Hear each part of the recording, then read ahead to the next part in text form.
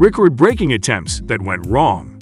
We feel we can learn a lot from these brave folks who, due to a lack of foresight and / skill, have set a bad example for all of us. Follow me to the very finish. Honestly, holding a world record makes you famous, but it is difficult to achieve, since you must demonstrate that you can do something that 7 billion other people cannot. It necessitates a significant amount of sacrifice, which may or may not result in a positive outcome. While the entire world rejoices when someone sets a new world record, when you fail, no one notices because record efforts fail far more frequently than they succeed. 1. Coconut breaking. The goal. This is how it goes: to break a row of coconuts open as quickly as possible with his bare hands, thus proving once and for all man's dominance over nature. What went wrong?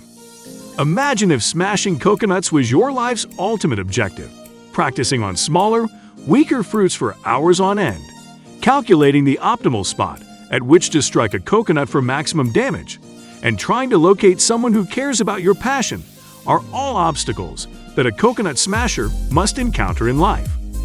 Imagine the thrill of finally being able to join the sacred ranks of legendary fruit and vegetable destroyers when the big day arrives. As a result, you ask your friends and family to come and watch. You arrange for television cameras to be present to capture your success. You have a long line of coconuts, and you manage to break both your spirit and most likely your hand, but you don't break anything else. 2. Sandwich making. The goal. To make the longest sandwich ever prepared, proving that they're better at wasting food than anyone else. What went wrong? A crew of Italians set the previous record of 1,378 meters.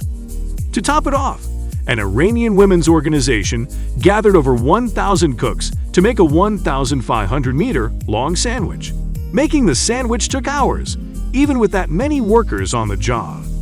The event drew a large crowd because one of Iran's most popular pastimes is watching people make large sandwiches. Do you know what happens to people who spend several hours working or standing in a crowd? They start to feel peckish.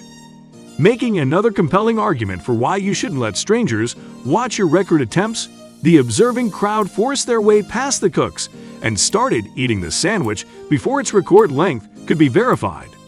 3. Fire walking. The goal. To have as many people walk through a pit of hot coals as possible, demonstrating the power of peer pressure in getting people to do stupid things. You don't want to miss this. What went wrong? Surprisingly, some of the 341 people who came to take part in the endeavor had no idea what they were getting themselves into. Despite tight monitoring and training, 28 persons were treated for burns, with 11 of them requiring hospitalization. The endeavor was intended to double as a fundraiser for New Zealand's ambulance service, and it was a success in that regard, earning $1,000 for the cause. That is, it was a success until it became clear that much more money would be required to treat all of the injuries. At least a few doctors were present to see the incident, so assistance arrived promptly. Something tells us that those doctors' bedside demeanor isn't the best. 4. Smurfing. The goal. To assemble as many people dressed and painted as Smurfs as possible, proving, well, you know, we're not exactly sure what this one is supposed to prove. What went wrong? The event was well organized, but the organizers overlooked one crucial step: determining what the previous record was. 395 Croats, all of whom appear to have Smurf costumes handy, assembled and waited to enter the annals of meaningless world record history, thinking that the previous maximum number of Smurf-clad adults gathered in one place couldn't have been greater than, say, 1. Unfortunately for the group, 451 students from Warwick University had beaten them to it the year before, making their achievement all the more tragic. We're curious as to the exact point in time these people learned they had failed. Was it well after they had thrown their funny little hats into the air, joyously celebrating what they thought was a victory for the entire nation of Croatia? Or had Guinness informed them from the start and they decided to forge ahead anyway, truly capturing the spirit of what the Smurfs stand for? Either way, this attempt was no doubt an emotional roller coaster from start to finish. 5. Free falling. The goal. To free fall from 34 kilometers above the Earth's surface, breaking the sound barrier in the process. Also, to prove that some Guinness records are actually pretty badass. What went wrong? As it was being inflated, a balloon that was part of the machinery that was supposed to hoist the aspiring record setter, Micheal Jordan, into the air separated from its capsule and floated away. It's not a big deal. Just grab another balloon, right? Oh, wait, it was a $500,000 undertaking. This is the first time that something like this has arisen, Fournier said in a press conference following the attempt. While proving his capacity to create puns in difficult situations, Fournier also assured the public that he was unable to get off the ground due to a minor mechanical issue. Unfortunate, but at least technically speaking the idea was sound, and it's not as though he's in the habit of wasting money or anything, right? 6. Fasting.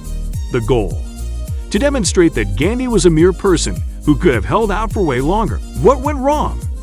The Russian attempting the stunt, Agassi Vartanian, missed one crucial step, announcing his intentions. To get into the book, you must first notify Guinness, who will investigate and accept your attempt. Vartanian, on the other hand, felt that sitting in a large plastic cube for 50 days would be preferable to dealing with all that boring and laborious paperwork once he was free. However, before doing so, he chastised the media, who had gathered to watch him emerge for failing to adequately cover his quest to break the world record. We're not sure, but it's possible it had something to do with the fact that he wasn't even trying. Da is also present. Plus, day 38, yep, he's still sitting in there, doesn't make for a very good headline. After ranting at the media, he hopped into his car and drove off, presumably to learn a valuable lesson about how bureaucracy works. 7. Domino toppling. The goal? To set up 4 million dominoes and then knock them all over, each one representing seconds of precious time those involved will never, ever get back. What went wrong? 4 million dominoes require a very large building. In this case, a Dutch convention center. Like any large building, it's possible for animals to get inside from time to time. Oh yeah, you know where this is going. During setup, a bird swooped inside the building and knocked down 23,000 dominoes. The sparrow had no idea that domino standing volunteers, who are often a passive and meek bunch, are quick to become enraged when their hard work is prematurely toppled. They cornered the bird and shot it, most likely knocking down a slew of dominoes in the process. When they discovered that the Dutch adore pretty birds more than record-breaking dominoes, their ruthless vigilante justice quickly backfired. Animal rights organizations threatened to launch an investigation. A memorial website for the sparrow was created, and contests were offered to reward anyone who could save the sparrow. 8. Bar hopping. The goal?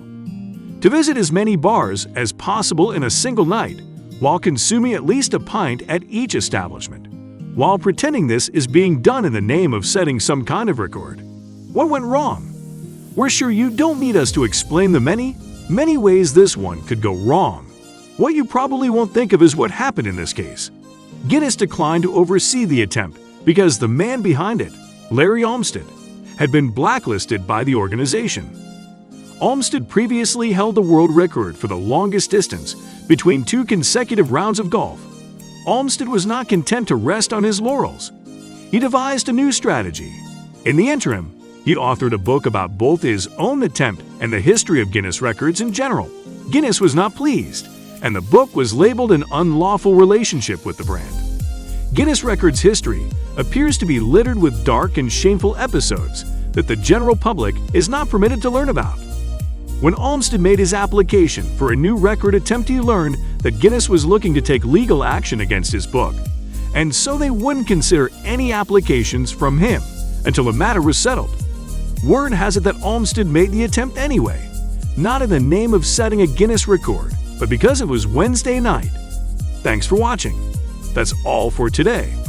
Subscribe to the channel if you haven't, and turn on the post notifications bell for more.